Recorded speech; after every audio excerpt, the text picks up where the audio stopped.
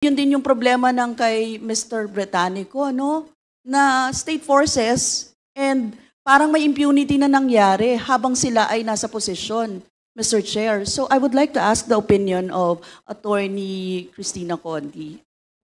Yes, thank you, Mr. Chair.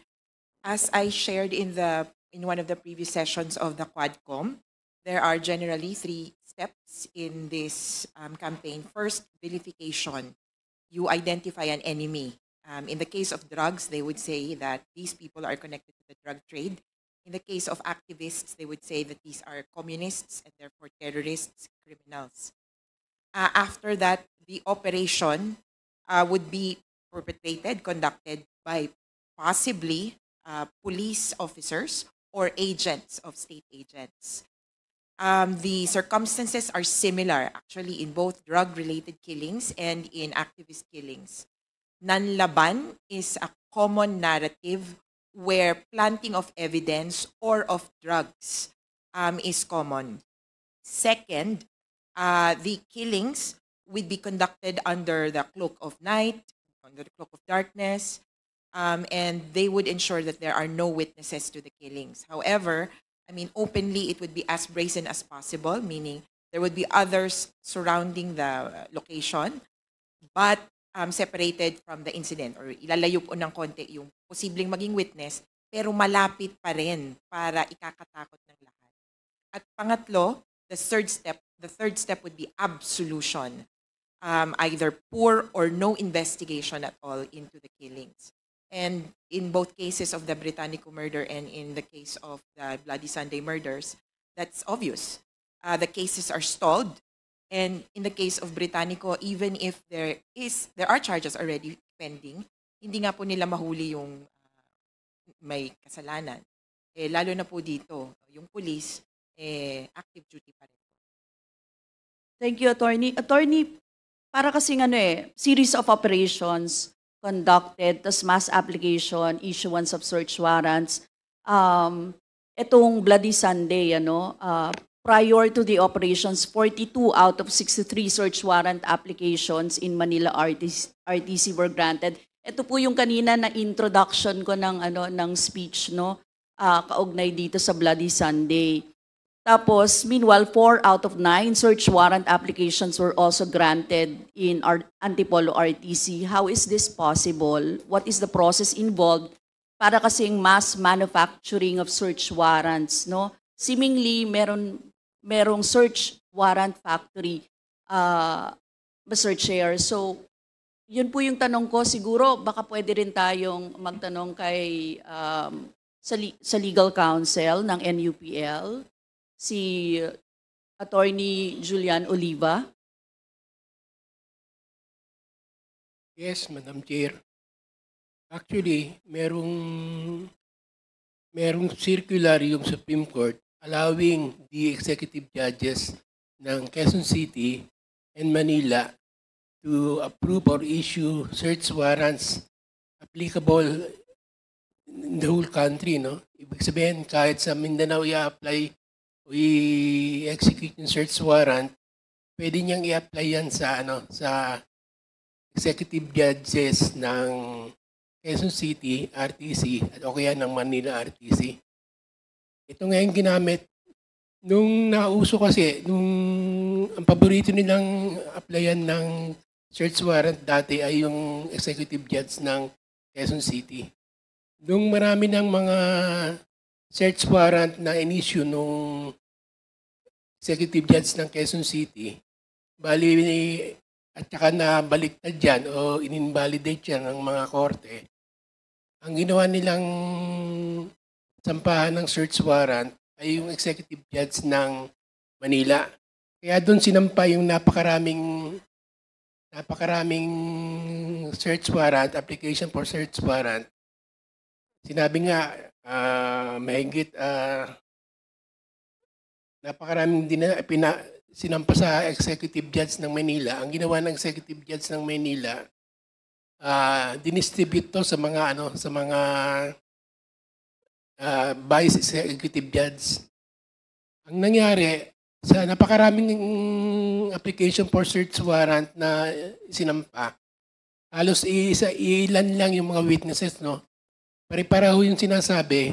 Kaya may mga search warrant na dinismiss at saka may mga search warrant na inapprove, no? At na-issue. Parang ganun yung ginagawa ng ano, para maging legalize yung gagawin nilang operation, nag-a-apply muna sa search warrant, kumukuha ng mga bayarang witnesses o mga nagbibigay ng mga perjured testimony para mag-apply ng search warrant.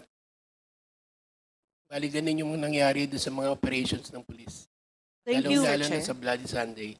Mr. Thank Chair, you, Mr. Chair. Mr. Chair, if I may add. If I may Yes, add. Attorney Chrissy would like to. Yes, Your Honor, as regards this policy, just in addition, Mr. Chair, I'd like to share that the issuance of a search warrant goes through the judge. Una po munang kukumbinsihin ng mga pulis yung judge na mag-issue ng search warrant at yung judge ay dapat aralin yung ebidensya na ipapakita sa kanya bago siya papayag o makukumbensing mag-issue ng search warrant. Ito pong 2 stages na ito, nagkakaroon po ng anomalya as was shared. We've had several cases where the warrants issued were eventually questioned and overturned. Meaning, yung sa sinasabi po ni Attorney Oliva na itong search warrant ang nagiging dahilan para pumasok nung bahay. If invalidated, the issuance of the search warrant, magiging fruit of the poisonous tree ang succeeding operation. Meaning, wala silang dahilan para pumasok at yung pagpatay ay clearly out of line, the implementation. Ang unang stage po niyan ay yung pagpapaniwala na merong ebidensya.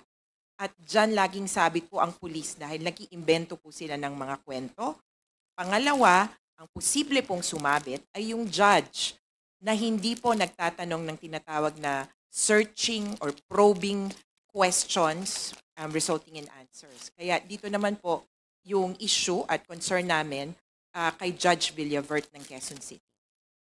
Thank Mr. you. Chair. I remember, nakita ko po, Mr. Chair, before sa isang picture na nag-meeting si Debold Sinas at saka si Cecilia Villabert, Quezon City Executive Judge, just before this happened, nung itong mga sunod-sunod na pagpatay din, Mr. Chair.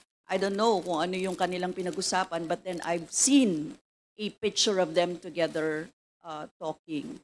Anyway, all of this transpired under the term of then PNP Chief Debold Sinas at yung former head of PNP CIDG Regional Field Unit in Region 4A, si Lito Patay. Familiar names, familiar faces, Mr. Chair. Kasi kung ano yung sa EJK, yun din yung sa war on drugs, ito rin yung sa war on dissent.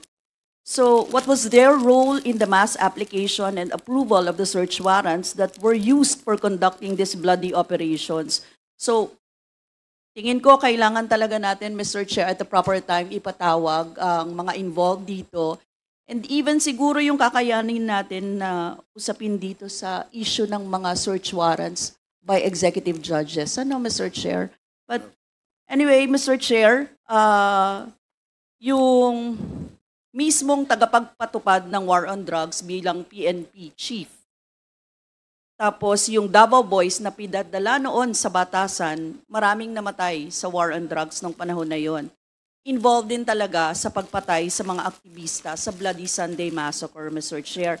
Now, Mr. Chair, I would like to ask siguro si Dr. Fortun, kaugnay po sa case ni Chay, yung binabanggit po ng nanay ni Chay, si Nanay Enda, particular po sa kanilang, siguro yung records po ng findings, I believe kayo po yung tingin, no? Sa bangkay ng namatay sa Bloody Sunday. Tama po ba? Yes, Mr. Chair, I actually saw all 9, plus one more victim, actually Mr. Dandy Miguel. I would count him also among these deaths because he was the one facilitating the autopsies and then he himself was ambushed and killed within the same month. And so I have all the 10 cases, the records are with me now. And if you would have a particular Yes,